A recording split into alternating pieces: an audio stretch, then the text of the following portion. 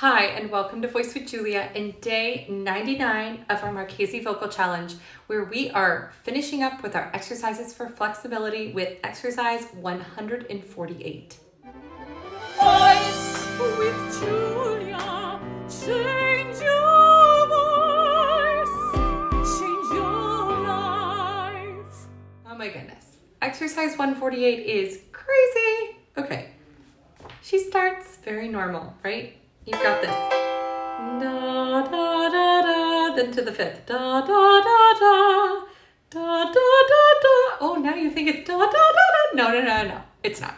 It's da, da, da, da. Now, crazy. Da, da. The C sharp, accidental.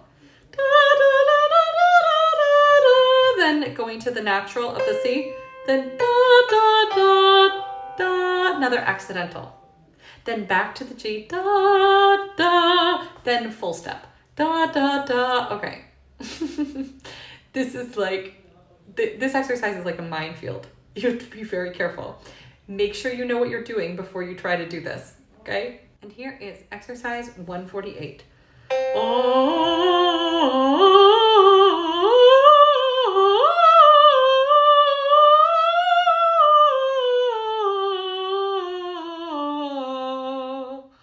All right, let's take it a little faster and up a key.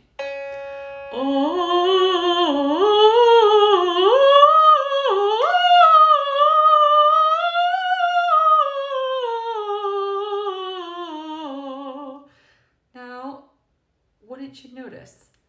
It's actually not so bad.